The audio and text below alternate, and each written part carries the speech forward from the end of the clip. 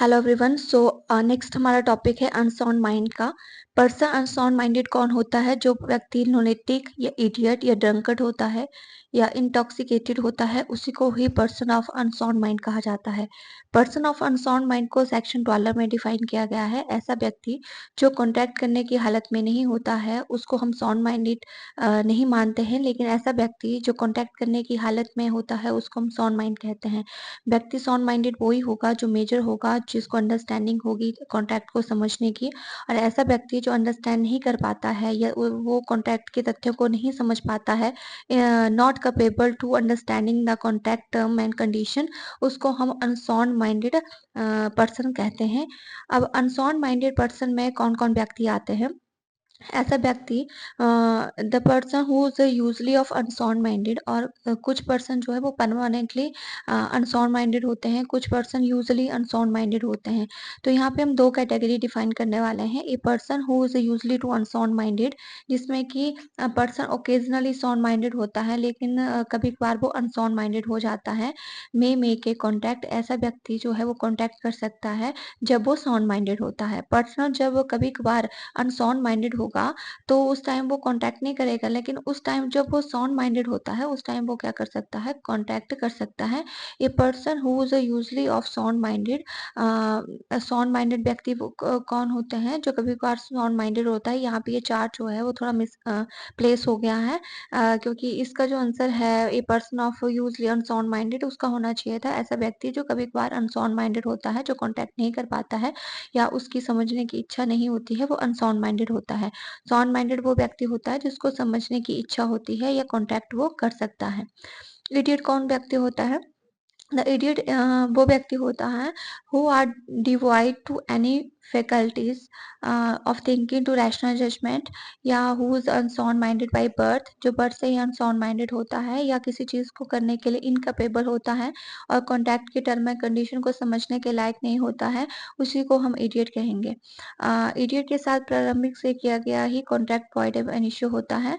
He is not personally liable to even to payment of necessity of the life supply to him, ये personally कभी भी किसी चीज के लिए लाइबल नहीं होता है। एंड जो कोई भी एग्रीमेंट अगर आप उससे कर रहे हैं वो वॉइड होगा। All agreement other than to necessity of life is to valid, अगर नेसेसिटी ऑफ लाइफ का उसका एग्रीमेंट है वो वैलिड होगा। इसके अलावा सारे के सारे एग्रीमेंट इडियट व्यक्ति के साथ आप कर रहे हो वो क्या होंगे? इनवैलिड होंगे। He does not occur to any personal liability, और इडियट व्यक्ति कभी भी पर्सनल लाइबिलिटी के लिए लाइबल नहीं होता है। लुनेटिक पर्सन कौन होता है? Who is the mentally disturb person due to some mental strain या पर्सनल एक्सपीरियंस, जो मेंटली क्या होता है? डिस्टर्ब होता है, या जो पर्सनल एक्सपीरियंस की वजह से मेंटली डिस्टर्ब है, वो लुनेटिक पर्सन होता है। Who is not continuously to state unsound minded, वो कंटिन्यूअली साउंड माइंडेड नहीं होता है। और लूसिड इंटरवल्स पीरियड्स में he is to be sense, some time जो है उसको सेंस होती है किसी चीज को समझने की, वो पार्टिकुलर इंटरवल पीरियड होता है। And he is enter in contact during the lucid interval, जब उसको कॉन्टैक्ट समझने की सेंस है उसी टाइम वो कॉन्टैक्ट में एंटर हो सकता है, उसी टाइम उसको साउंड माइंडेड माना जाता है। अगर वो लुनेटिक कंडीशंस में है, उस टाइम किए गए कॉन्टैक्ट कोई भी उसके वैलिड नहीं होंगे, ना वो साउंड माइंडेड माने जाएंगे।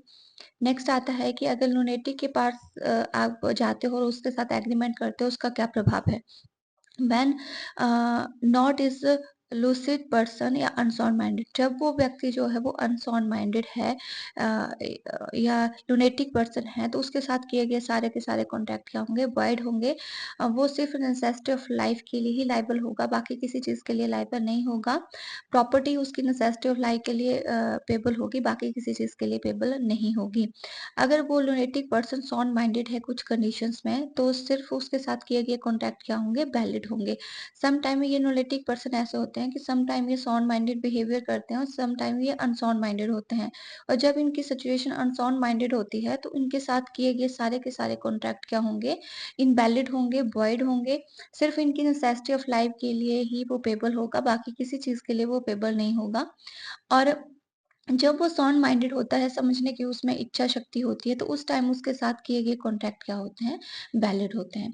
नेक्स्ट हम ड्रंकर्ड व्यक्ति की बात करते हैं। ड्रंकर्ड व्यक्ति वो होता है जो अल्कोहल को लेता है, इंटॉक्सिकेटिंग सब्सटेंस को एक्वायर करता है, गेन करता है, मतलब उसको वो रिसीव करता है।